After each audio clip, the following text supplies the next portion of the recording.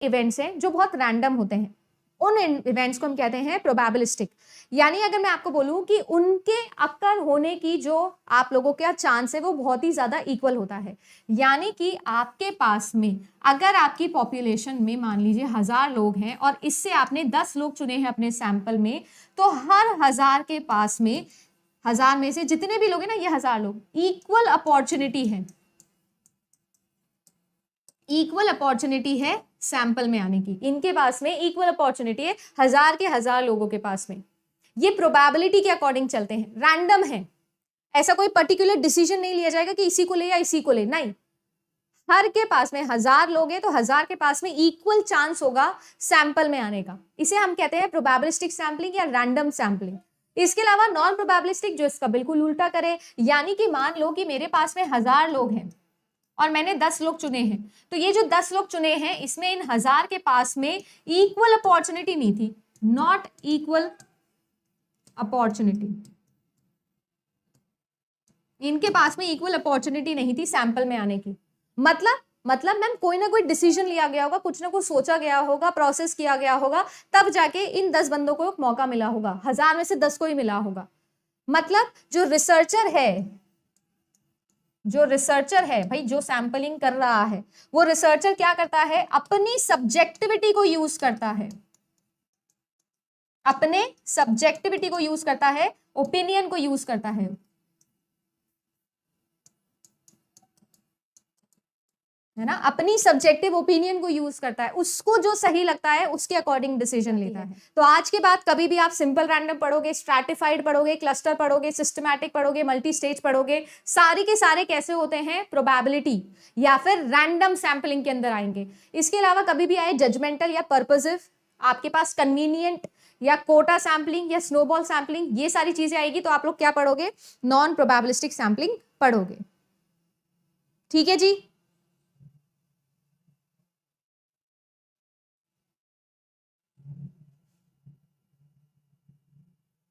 Okay किसी को कोई एग्जाम्पल यहां पर, हाँ कोई ना कोई एग्जाम्पल याद आ रहा होगा सभी को। चलो तो जो भी एग्जाम्पल आप लोगों को सही लगे आप उसके अकॉर्डिंग याद कर लेना। मेरा मोटिव ये है कि आपको ये समझ में आ जाए। अब एक एक करके हम लोग इनके टाइप्स पढ़ते हैं। पहले मैं आपको ये समझा देती हूँ, फिर एक एक करके आप लोग इसकी थ्योरी पढ़ना। देखो आपके पास में सबसे पहला है सिंपल रैंडम सैंपलिंग, जो अभी मैंने आपको डेफिनेशन बताई ना कि हर के पास में इक्वल अपॉर्चुनिटी है सैंपल में आने की, पॉपुलेशन के हर मेंबर के पास में, तो उसी को हम सिंपल रैंडम कहते हैं। सिंपल रैंडम एक्चुअली में रैंडम जो मैंने डेफिनेशन बताई वही है, पॉपुलेशन के हर एक व्यक्ति के पास में इक्वल अपॉर्चुनिटी है सैंपल में आने की।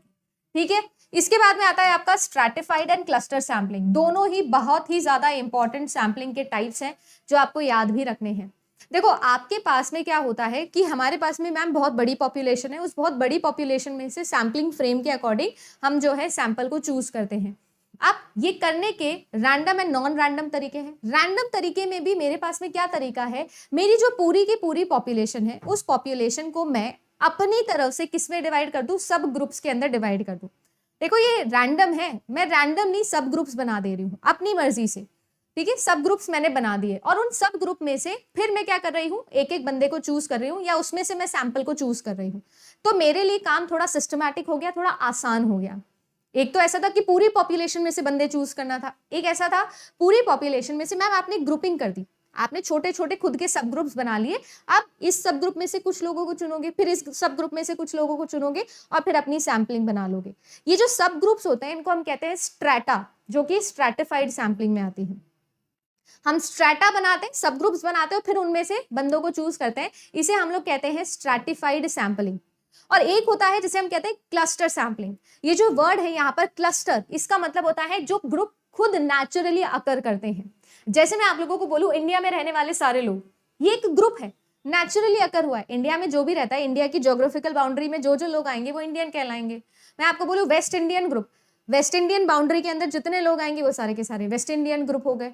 मैं आपको बोलूं डेलीआइट, दिल्ली में जो जो रहता है मैम वो दिल्ली वाला ग्रुप में आ गया, नेचुरली आ रहा है ना, और रैंडम भी है। मैंने ऐसे पकड़ के किसी को तो दिल्ली में नहीं बिठाया ना, जो दिल्ली में रहता है वो दिल्लीआइट, जो जयपुर में रहता है जयपुराइट, जो मुंबई में रहता है वो मुंबईकर, जो भी है कुल मिला के 2 तरीके से मेरे पास में यहां पर ग्रुप्स बनते हैं रैंडम के अंदर, एक जिनको मैंने बोला स्ट्रेटा और एक जिनको मैंने बोला क्लस्टर। तो स्ट्रेटा क्या होता है और क्लस्टर क्या होता है मैम? ये होते हैं नेचुरली अकर करने वाले, नेचुरली अकरिंग है। और ये क्या है मैम? ये सेल्फ मेड है, सेल्फ मेड सब ग्रुप्स जो हम बना रहे हैं, ठीक है। ये नेचुरली अकरिंग है और ये स्ट्रेटा है। इसका बेस्ट एग्जांपल मैंने लास्ट टाइम भी आपको दिया था, हम लोग एजुकेशन में पढ़ते हैं, या फिर अगर आप लोगों को बोला जाए तो जो इंडिया है, हमारा कंट्री है, मान लो मुझे उसकी लिटरेसी रेट निकालनी है ना, मुझे उसकी लिटरेसी रेट को शोकेस करना है। अब इमेजिन करो अगर मैं इंडिया के लेवल की बात करूं, हमारे देश की लेवल की बात करूं, अगर मोदी जी को या फिर धर्मेश प्रधान जी जो हमारे इस वक्त एजुकेशन मिनिस्टर है, उन्हें एजुकेशन सिस्टम को इंप्रूव करने के लिए कोई डिसीजन मेकिंग करनी है ना, वो चाहते हैं कि जहां की लिटरेसी रेट कम हो वहां की लिटरेसी रेट को बढ़ाया जाए और उनके लिए डिसीजन लिया जाए। तो हम क्या करेंगे? हम ऐसे लोगों को चूज करेंगे हमारी सैंपल के अंदर, या ऐसे स्टेट के लोगों को चूज करेंगे जिनकी लिटरेसी रेट वाकई में कम है और हम चाहते हैं कि वहां से हमारे पास करेक्ट डेटा रिप्रेजेंट होके आए। हम क्या करेंगे? पूरे हमारी कंट्री को डिवाइड कर लेंगे ऐसे सब ग्रुप्स में, खुद से स्ट्रेटा बना लेंगे। राजस्थान के लोग है ना, यूपी के लोग, कश्मीर के लोग, बाकी सब जगह के लोग, ऐसे अलग अलग लोगों को चूज कर लिया, फिर वहां से हम लोगों ने सैंपल को ड्रॉ किया। ये तो हुआ स्ट्रैटिफाइड सैम्पलिंग।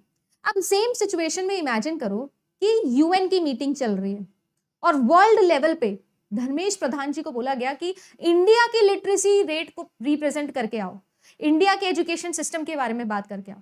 तो जाहिर सी बात है कि उस सिचुएशन में हमारे साथ में क्या होता है मैम? उठा के केरला की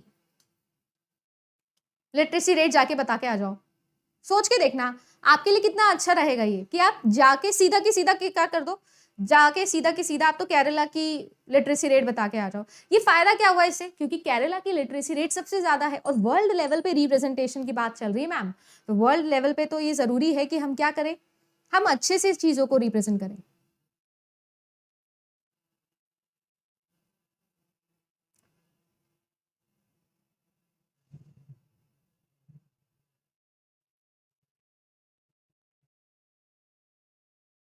है ना, हम क्या करें? वर्ल्ड लेवल पे चीजों को रिप्रेजेंट करें, तो चाह रहे हैं कि अच्छे से सारी चीजें रिप्रेजेंट हो। तो उठा के क्या करेंगे? केरला की लिटरेसी रेट उठा के दे देंगे, ये लो भाई रख लो तुम। तो आपने किया क्या? कोई एक नेचुरली अकरिंग ग्रुप था, उसको उठा के आपने एज अ सैंपल यूज कर लिया। यही है आपका क्लस्टर और आप लोगों का स्ट्रैटिफाइड सैम्पलिंग के अंदर डिफरेंस। जैसे कि मैं आप लोगों को आगे एक डिफरेंस का चार्ट भी बताती हूँ जिसमें मैं आपको बताऊंगी। ये तो आप सभी लोग ने देख लिया ना, अभी अभी मैंने पढ़ाया probability sampling and non probability sampling, है ना। ये सारे के सारे पॉइंट्स बता दी, ये हिंदी में भी मिल जाएंगे आपको, पीडीएफ आपके पास में टेलीग्राम पे आ जाएगी, ठीक है। तो कैसे कैसे काम करता है ये हमने पढ़ा। अगर मैं बात करूं आप लोगों से, तो मैंने आप लोगों से बात करी थी स्ट्रैटिफाइड सैम्पलिंग और क्लस्टर सैम्पलिंग की। इसके अलावा मैंने आप लोगों से बात करी किसकी? आपके सिंपल रैंडम सैम्पलिंग की। तो देखो आप लोगों का सिंपल रैंडम सैम्पलिंग, सभी सैंपल के पॉपुलेशन के लोगों के पास में इक्वल अपॉर्चुनिटी है चूज होने की। इसके बाद में मैंने क्या किया? स्ट्रैटिफाइड सैम्पलिंग की बात करी। मैंने अपने हिसाब से, देखो स्ट्रैटा बना लिया अलग अलग, मैंने अपने हिसाब से अलग अलग स्ट्रैटा बना लिए और फिर उसमें से मैं क्या कर रही हूँ? बंदे चूज कर रही हूँ। ये सारे के सारे लोग एक जैसे हैं, ये एक जैसे। अगर आप लोगों को पता हो तो एक जैसे लोग जब एक ग्रुप में होते हैं तो उस ग्रुप को हम कहते हैं होमोजीनियस। होमोजीनियस सैंपल ग्रुप्स हैं ये, या जिनको आप लोग स्ट्रैटा भी कह रहे हो। तो जो ये हम लोग ग्रुपिंग कर रहे हैं, ये किसके बिहाफ पे कर रहे हैं? ये जो स्ट्रैटा हम बना रहे हैं होमोजीनिटी के बिहाफ पे कर रहे हैं मैम। देखो होमोजीनियस है, सारे सेम है, एक स्ट्रैटा के अंदर सारे लोग सेम हैं। और ये जो होमोजीनिटी ग्रुप्स हैं हम कैसे बना रहे हैं? होमोजीनियस ग्रुप्स कैसे बना रहे हैं? हेट्रोजीनियस पॉपुलेशन से बनाते हैं। एग्जाम में क्वेश्चन पूछा जाता है, हेट्रोजीनियस पॉपुलेशन से हम लोग इसको बनाते हैं। हेट्रोजीनियस मतलब सभी लोग जो डिफरेंट होते हैं। और होमोजीनियस मतलब सारे के सारे सेम होते हैं, सिमिलर होते हैं। तो आपके पास में स्ट्रैटिफाइड में हेट्रोजीनियस पॉपुलेशन होती है, उसमें से हम होमोजीनियस ग्रुपिंग बना लेते हैं, स्ट्रैटा बना लेते हैं, सब ग्रुप्स बना लेते हैं। वेयरएज अगर मैं क्लस्टर की बात करूं तो क्लस्टर के अंदर हम नेचुरली अकरिंग ग्रुप्स को एज अ होल सैंपल के तौर पे उठा लेते हैं, है ना, नेचुरली अकरिंग ग्रुप को एज अ होल ही सैंपल में उठा दिए। वहां तो हम हर स्ट्रैटा में से एक एक बंदे को चूज करें, या हमने पूरे के पूरे ग्रुप को ही चूज कर लिया, पूरा का पूरा क्लस्टर ही उठा लिया, ठीक है ना। तो यहाँ पर जो पॉपुलेशन होती है वो हमारे लिए होती कैसी है, होमोजीनियस होती है। क्यों मैम, सारे के सारे सेम होते हैं, नेचुरली अकरिंग है। जैसे मैंने बोला ना, केरला में सारे रहने वाले लोग केरला के, राजस्थान में सारे रहने वाले लोग राजस्थानी, वैसे ही, ठीक है। और यहाँ पर जो आप लोगों का सैंपल का ये जो ग्रुप बना, ये ग्रुप कैसा होना चाहिए आपका, ये ग्रुप कैसा होता है, हेट्रोजीनियस होता है। दोनों में उल्टा है। Very important question, systematic sampling. Systematic भी एक तरीके की रैंडम सैम्पलिंग है। देखो, अगर हम सैंपल चूज करने का एक सिस्टम बना ले, एक तरीका बना ले, तो वो तरीका हमारा सिस्टमैटिक सैम्पलिंग में आता है। जैसे कि मैं हर दूसरे बंदे को चूज करूंगी, या मैं हर 10वें बंदे को चूज करने वाली हूं, ऐसे अगर मैं एक क्या बना लूं, सिस्टम बना लूं, तो हम उस टाइप की रैंडम सैम्पलिंग को सिस्टमैटिक रैंडम सैम्पलिंग कह देते हैं। हाँ, क्लस्टर के अंदर नेचुरली अकरिंग ग्रुप्स होते हैं। और एक होता है जो आपका मल्टी स्टेज सैम्पलिंग होता है। देखो, मल्टी स्टेज स्टेजेस के अंदर होता है। पॉपुलेशन जब बहुत बड़ी होती है तो हम लोग क्या करते हैं, क्लस्टर सैम्पलिंग को ही स्टेजेस के अंदर लगाते हैं, तो उसे हम लोग कहते हैं मल्टी स्टेज सैम्पलिंग। एग्जाम में पूछा जाएगा मल्टी स्टेज कैसी होती है, प्रोबेबिलिस्टिक या रैंडम सैम्पलिंग होती है, ठीक है, जिसमें हम स्टेजेस के अंदर क्लस्टर सैम्पलिंग लगाते हैं, ठीक है। कोई दिक्कत? अगर नहीं है दिक्कत तो ये सारी चीजें याद रखेंगे, एग्जाम के अंदर आपकी डायरेक्टली पूछी जाती है, ठीक है। ये सारी प्रॉपर्टीज जो मैंने आपको बोली वो मैंने यहाँ लिख भी दी है, तो ये टेबल आपको अच्छे से याद करनी है। बहुत मेहनत से ये टेबल बनाई गई है आप लोगों के लिए, ठीक है। तो सैम्पलिंग ग्रुप जहां पर सिलेक्टेड होता है रैंडम मेंबर के अंदर, सारे के सारे लोगों के पास में इक्वल अपॉर्चुनिटी है सैंपल में आने की। सैम्पलिंग एरर ज्यादा आने के चांसेस होते हैं, क्योंकि यहाँ पर हम सबको चूज नहीं कर पाते हैं, इसीलिए हम क्या होते हैं, सैंपल साइज छोटा होता है। अगर सैंपल साइज आपका छोटा है तो सैंपल एरर आने के चांसेस ज्यादा हैं, ठीक है। आप ज्यादा लोगों को बढ़ाओ अपने सैंपल में तो सैंपलिंग एरर कम हो जाएगा। ये चीज याद रखिएगा आप लोग, है ना। एग्जाम के अंदर पूछा भी जाए तो भी भाई लिख देना, जो आप लोगों का सैंपल साइज होता है वो इनवर्सली प्रोपोर्शनल होता है आपके सैंपलिंग एरर के, सैंपलिंग एरर के इनवर्सली प्रोपोर्शनल। जैसे जैसे सैंपल साइज इंक्रीज होगी वैसे वैसे सैंपलिंग एरर डिक्रीज होगा। ज्यादा लोग सैंपल में होंगे तो सैंपलिंग एरर कम, ठीक है। स्ट्रैटिफाइड बता दिया, सब ग्रुप्स के अंदर होता है। फिर आप लोगों को मैंने सिस्टमैटिक बता दिया, मल्टी स्टेज बता दिया, और आप लोगों को बता दिया भी यही चीज आप लोगों की आती है। Non probabilistic sampling time convenient के लिए भैया बहुत ज्यादा इंपॉर्टेंट है। टाइम और कॉस्ट, ये दोनों ही चीजें इसमें बड़ी अच्छे से यूटिलाइज हो जाते हैं। तो यहाँ पर सबसे इंपॉर्टेंट है कन्वीनियंट सैम्पलिंग। मैं इसमें हमेशा मूवी थिएटर का एग्जांपल देती हूँ। इमेजिन आप मूवी देखने गए, ठीक है, मूवी देखने निकले, आपने मन किया कि यार डेटा कलेक्ट करते हैं। ये देखो, ये रिसर्च प्रोसेस है। मैंने जिज्ञासा जागी कि यार अवतार मूवी कैसी है, अच्छी है कि बुरी है। तो मैं क्या करी, मैं किसी भी एक मूवी थिएटर के बाहर खड़े हो गई, और जैसे जैसे लोग मूवी देख के आ रहे थे मैं उनसे डेटा कलेक्ट करने लगी, ऑब्जर्व किया, कलेक्ट किया उनका डेटा, ठीक है ना। अब मैंने क्या किया, जैसे ही मेरे पास में कोई भी मूवी थिएटर से इंसान बाहर निकला, मैंने उससे पूछा कि आपको मूवी कैसी लगी, तो वो बोलेगा कि या तो अच्छी लगी या बुरी लगी, है ना, वन टाइम वॉच है, ठीक है, इस तरीके के वो रिप्लाई आपको देगा। आपने कितने आसानी से डेटा कलेक्ट कर लिया, मतलब बिल्कुल भी मेहनत करने की जरूरत ही नहीं पड़ी। जो सबसे करीब सैंपल था आपने उसी से डेटा कलेक्ट कर लिया, या जो आपके सबसे करीब था उसी को सैंपल में डाल दिया। कन्वीनियंट सैंपलिंग, जो आसान पड़ रहा है, जो सबसे करीब है पॉपुलेशन में, उसको सैंपल में डाल दो भाई। सोचो कितना आसान है। और बन गई मैं क्या, मैं बढ़िया मूवी रिव्यूअर बन गई। जाती क्या हूं, करती क्या हूं, कोई पैसा खर्चा नहीं, कुछ नहीं, थिएटर के बाहर खड़ी हो जाती हूँ, लोग आते हैं, रिस्पॉन्स देके चले जाते हैं। बट क्या यहाँ पर सैम्पलिंग एरर के चांसेस ज्यादा नहीं है? क्या वो लोग करेक्ट रिप्रेजेंटेटिव है? अब इमेजिन करो, किसी को मूवी ही पसंद आती है सलमान खान की, और आप उसको साईफाई मूवी दिखा दिए अवतार की, तो उसको तो अवतार मूवी पसंद नहीं आएगी ना, क्योंकि उसमें तो भाईजान दबंग दबंग पे डांस थोड़ी कर रहे हैं आके बीच में। अब बात ऐसी है कि इस प्रॉब्लम की वजह से मैंने जिससे डेटा कलेक्ट किया था उसने बोला नहीं नहीं बेकार पिक्चर है, अब उसको तो टेस्ट ही नहीं है साई-फाई फिल्म का, उसको तो दबंग दबंग पे डांस देखना था सल्लू भैया का। अब इस सिचुएशन में हो गई प्रॉब्लम, आ गई दिक्कत। तो यानी कि जो आप लोगों को कन्वीनियंट सैम्पलिंग है वो पैसा तो बचा लेगा, टाइम तो बचा लेगा, पर एरर होने के चांसेस ज्यादा है ना जी, एरर होने के चांसेस ज्यादा है। समझ में आ गया? जो सबसे नियरेस्ट पॉपुलेशन में मेंबर अवेलेबल है उसको सैंपल में डाल दो, काम ही खत्म। ठीक है, इसके बाद में आता है आप लोगों का कोटा सैंपलिंग। देखो कोटा सैंपलिंग में आपने वर्ड सुना होगा कोटा, जो लोग कोटा के बिहाफ पे बात करते हैं, है ना, जैसे हम लोग बोलते हैं ना, जब हम लोग एग्जाम फॉर्म भरते हैं तो उसमें कोटा होता है, अनरिजर्व्ड का, रिजर्व्ड कैटेगरी का, रिजर्व में भी है ना ओबीसी का, आपका है ना ईडब्ल्यूएस का, आपका एसटी का, एससी का, सबका अपना अपना कोटा होता है, लड़कियों का अलग कोटा होता है, ठीक है, फिर और भी बहुत सारी कैटेगरीज होती, सबका अपना अपना कोटा फिक्स है। अब इमेजिन करो आपके पास में 1000 लोग हैं, उस 1000 में जो रेशो आपकी पॉपुलेशन के अंदर है लोगों का, मान लो 1000 बच्चे थे क्लास में और 500 लड़कियां थी और 500 लड़के थे, यानी अगर मैं इनका रेशो निकालूं तो कितना आएगा मैम 1:1। जो कोटा है वो 50-50% का है, 50% लड़के हैं क्लास में, 50% लड़कियां हैं, तो जो मेरी सैंपल आएगी उस सैंपल में भी मेरा जो रेशो है वो 1:1 आना चाहिए, यानी 50% लड़कियां होनी चाहिए और 50% ही लड़के होने चाहिए मेरे सैंपल के अंदर भी। ये कहता है कोटा सैंपलिंग, पहले से जिसमें कोटा डिसाइड कर लिया गया हो। ठीक है जी, पहले से जिसके अंदर कोटा फिक्स कर लिया मैंने, वो कौन सी सैंपलिंग? आपकी कोटा सैंपलिंग। मैंने डिसाइड कर लिया जो कोटा पॉपुलेशन के अंदर है वही कोटा सैंपल के अंदर आएगा। हाँ बिल्कुल रूबल जी सही बोल रहे हो, सीआईडी जबरदस्ती दिखा के आप है ना डेटा कलेक्ट कर रहे हो, गलत बात है ये, है ना। चलो फिर आता है आप लोगों का स्नोबॉल सैंपलिंग। ये सबसे बढ़िया एग्जाम्पल के साथ मैं आपको बता सकती हूँ। अब जब सलमान सर की बात आई गई है तो आपको याद होगा एक मूवी आई थी जय हो, जो कि एक साउथ की मूवी की कॉपी तो नहीं बोलेंगे, मतलब इंस्पिरेशन ले ली थी,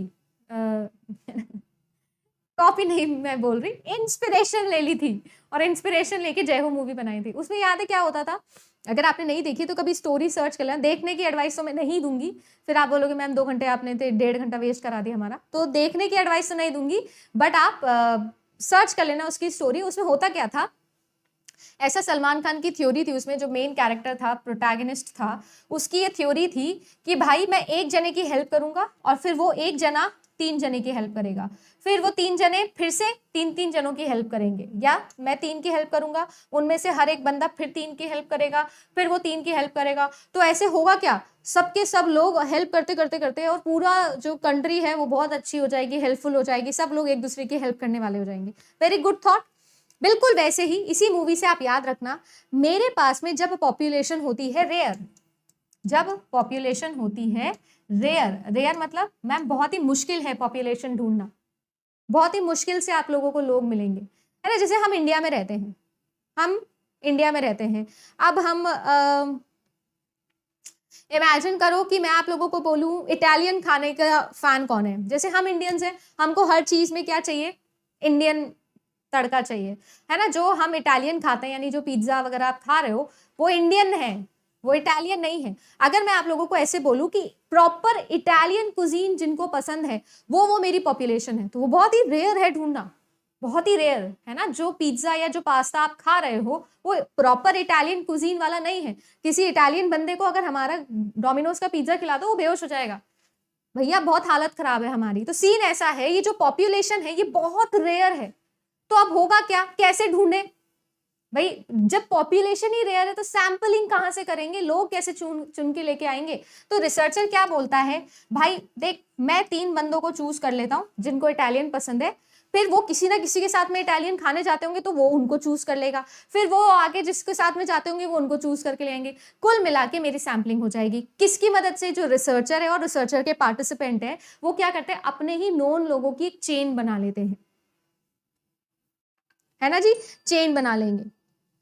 चेन सैंपलिंग भी आपका स्नोबॉल सैंपलिंग का ही एग्जाम्पल है, ठीक है। ये सारे जो मैं फालतू के एग्जाम्पल्स दे रही हूँ आपको, ये काम आने चाहिए, पता चला एग्जाम में भूल गए सारे, भूल मत जाना एग्जाम में।